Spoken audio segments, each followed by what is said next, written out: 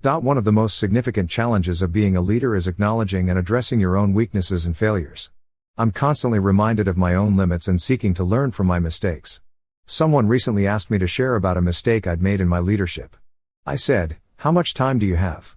While he laughed, I thought of a recent situation where I had missed an opportunity to do the right thing, and someone had suffered as a result. It's one thing to sin by doing the wrong thing, but we also sin by not doing the right thing. Sometimes, missing one of those opportunities hurts the most. That morning, desperately searching for hope, I found myself reading words from Psalm 41 NIV that stopped my spiraling thoughts cold. I waited patiently for the Lord. He turned to me and heard my cry.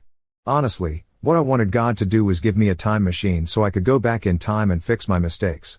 But, since I didn't think that was an option, what I wanted was for God to hear me.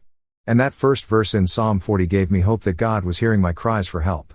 Once I had hope that God would hear me, I poured out my heart to Him, asking Him to work in this seemingly hopeless situation. I asked Him to redeem my mistake and give me a second chance. As I poured out my prayer, I kept reading and discovered that David understood my own longings.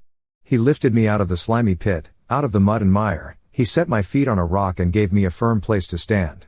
Psalm 42 NIV. That remains my prayer.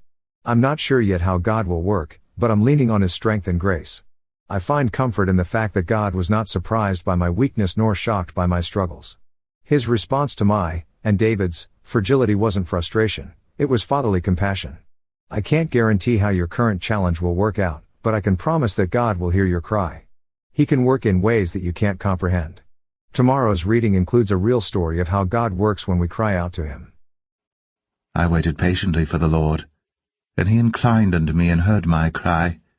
He brought me up also out of an horrible pit, out of the miry clay, and set my feet upon a rock, and established my goings.